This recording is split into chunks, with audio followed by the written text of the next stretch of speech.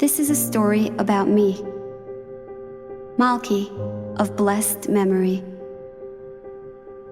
I was always pure, with a learning disability. Scholastic success came with much difficulty. I had so many talents, unique to me. Judging only by academics, I was marked a C. My pure heart always wanted to share with humanity. A kind word, a smile, filled with sensitivity. To make people feel special and treated with dignity. That was the person I wanted to be. I had struggled so many years alone, silently. Most people didn't know my challenges constantly. To keep up with my class, I struggled daily. Never giving up, I advanced incredibly. I knew I'm not the best scholastically. But does that negate my creativity? Does that mean I'm worthless, without quality? Should that ruin my dreams for all eternity?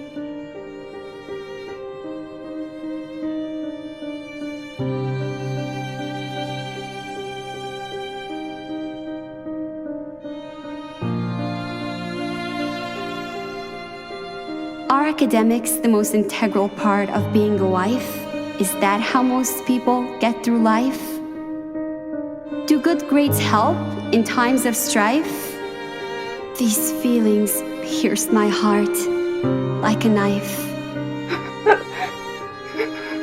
I was still fragile, working to keep the pieces together. My 8th grade teacher believed in me forever. I was determined not to let her down altogether, and promised to do my best and even better. Oh, but my teachers didn't know. I always tried my best, even when I didn't get 100 on every test. My disabilities separated me from all the rest. I simply couldn't fulfill every request. Failure made me feel like I wasn't good enough. At least not yet. Little did I know, Hashem had limited my skill set. Effort didn't count. Teachers' goals I had not met, but I did my best. There's not one shred of regret. Time for high school. I was hoping to do well and break my previously haunting spell. I tried so hard, but soon my heart fell. When I was expelled from school with no good reason to tell, I was so embarrassed. I'd hide home all day long, wearing my school uniform without feeling that I belong. Do I deserve this humiliation? Had I done something wrong? I begged and pleaded, but the school's rejection was very strong. When after 3 months, one school had pity on me, from my prison, I was finally set free. I was determined to prove I'll get my degree and finally find my place in humanity.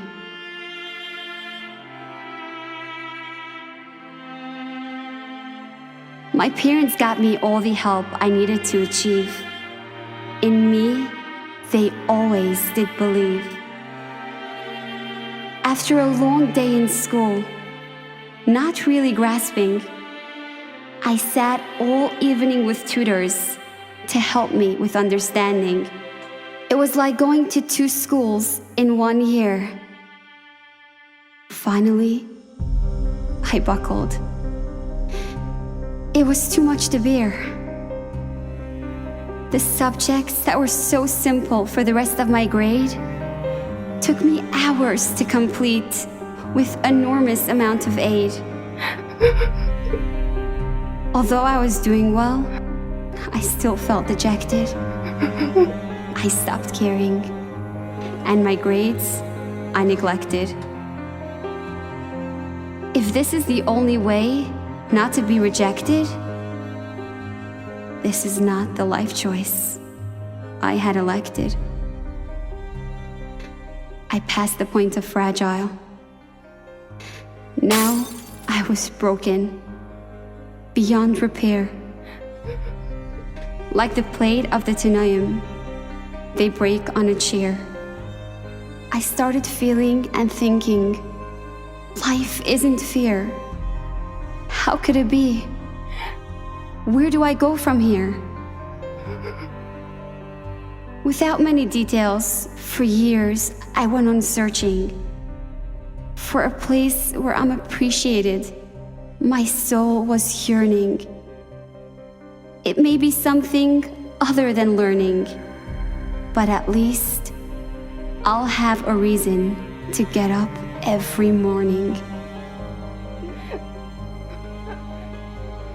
I was so scared to try new things, for fear that I'd fail. My confidence was shattered. Belief in myself very frail. The special talents I had remained suppressed. Failure was an area I didn't want to invest.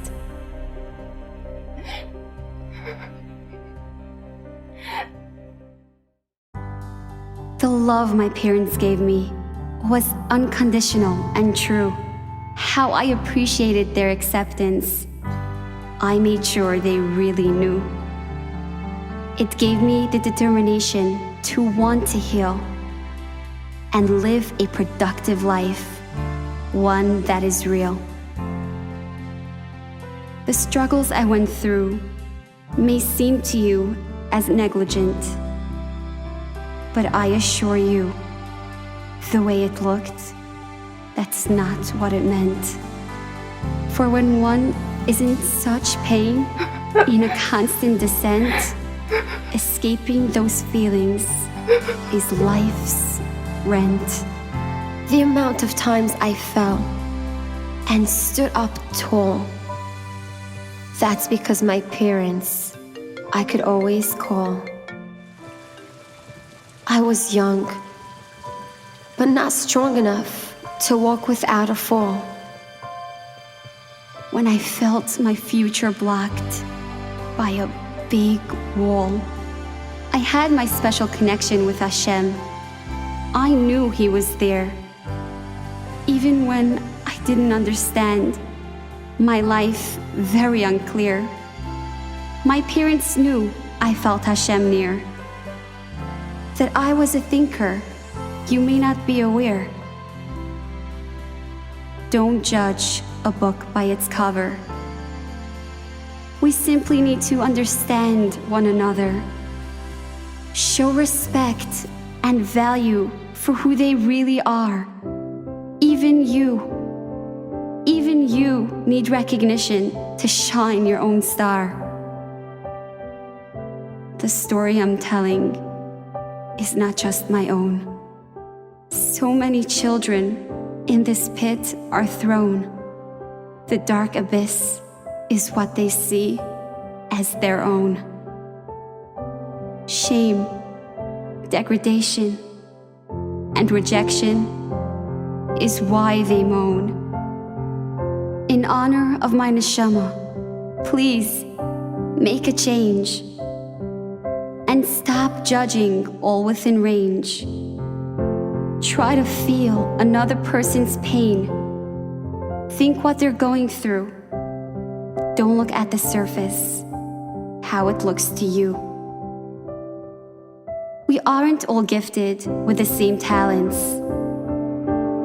And we don't all share the same set of parents, but to Hashem, we're too precious to miss. To each of us, He gives a unique life purpose. Am Yisrael is a nation that should be a unit of one, sharing the burden of suffering, second to none. The willingness to help and support is readily there if we only stop for a moment to observe, to listen, and to hear. In tragedy, we see Am Yisrael, how they get together. As a team, any storm they will weather. Realize these children too aren't looking to cause anyone pain. Understand us as a tragedy, simple and plain. Don't criticize their parents and say it's their fault.